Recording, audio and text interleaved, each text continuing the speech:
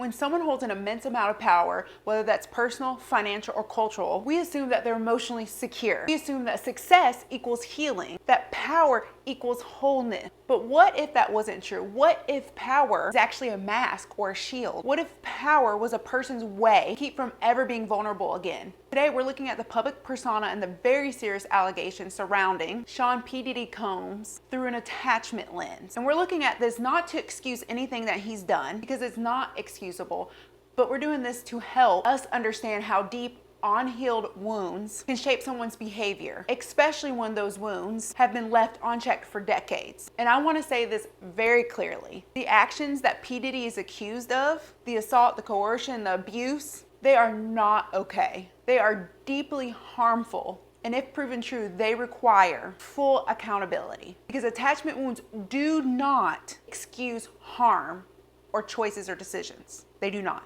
But what attachment wounds can do is help us understand why people repeat destructive patterns, even when those people have everything. So let's go a little deeper. Let's hold both things at once: personal responsibility and emotional complexity. I think we can agree that Sean P. Diddy Combs built an empire. From Bad Boys Records to fashion to global branding, he is the definition of dominance in the entertainment world. But I want you to remember that dominance is not the same as emotional safety. It's not. There's a pattern that we often miss in powerful men. They create empires outside because they often feel powerless inside. Behind every "I'm in control" is often a little boy who never felt safe. And in P. Diddy's case, that little boy lost his father to gun violence at the age of 2. Now I want you to just take a moment to think about what that does to a developing mind, what that does to a child's ability to trust, a child's ability to attach. When a child experiences early trauma or loss, especially sudden abandonment, they may develop what we counselors described as disorganized attachment styles, which is a pattern that mixes fear and desire for closeness. They want love, but they don't trust. They crave control because they've known chaos. And power can be a trauma response. When you've been powerless emotionally, socially, physically, you might grow up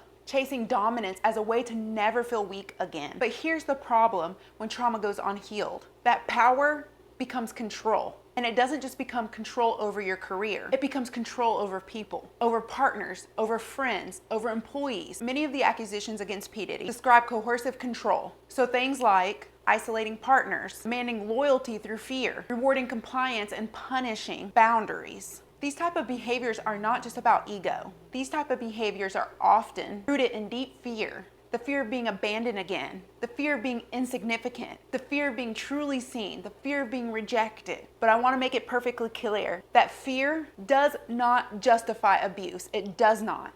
And trauma does not erase accountability. Let's talk about what happens internally when attachment wounds are never addressed. What happens is that you split.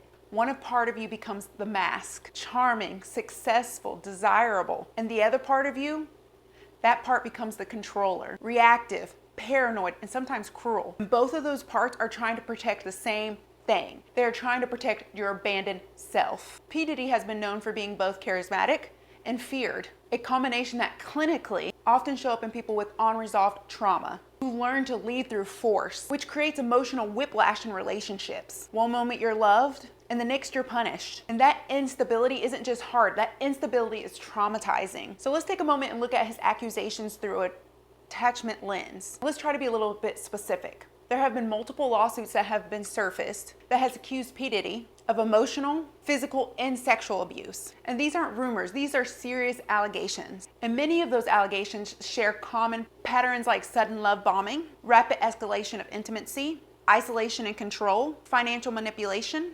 retaliation when women tried to leave.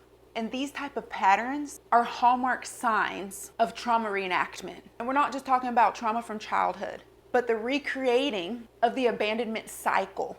In attachment terms, we call this the trauma loop. The person who left now fears being left, so they grip, dominate, and destroy anything that feels like disconnection. But here's the truth. There is no amount of trauma that justifies harming another human being. None. There's no amount. Because you are responsible for what you do with your wounds. And P. Diddy is responsible for what he did with his wounds, for how he chose to handle the hurt and the pain. He made choices, he made decisions, and he is responsible for those choices and those decisions that he made. Attachment does not justify it. Attachment wounds does not justify it. It just helps us understand. That's it. So in the celebrity culture, power often hides pathology. Just look how many actors are out there now that we're learning and things are coming to surface about them that we never knew, that we never would have even guessed they could have been this type of person or they could have done this thing. Because that power, it often hides pathology. And the wealthier and the more famous and the more influential that someone becomes, the harder it is for people to tell them the truth. So boundaries get blurred and silence becomes currency and abuse is mistaken for intensity. And this is how trauma continues to be unchecked for years or even decades. And when someone is rewarded for being larger than life, they rarely have space to be human. And they don't feel safe being small, soft, or uncertain. So instead, they become untouchable. But no one is above accountability. And no one is beyond healing if they choose to heal. So if you're there and you're on social media or on TV and you're watching this unfold and you're feeling anger, confusion, or grief, I want you to know you're not alone. And maybe part of you has loved Sean P. Diddy Combs, his music, his energy, his ambition, and now you feel conflicted about that. Well, you're human. And this is not about cancel culture. This is about reckoning. And more often than not, this is about seeing how deep attachment wounds can go when they are never addressed. And we can hold compassion for the child who was abandoned while holding the adult accountable for causing harm. We can do both of those at once. Both of those things can coexist because that is the work of emotional maturity. And that is the work of real healing. And that is the work that we're all invited to do. Thank you for being here. Thank you for listening.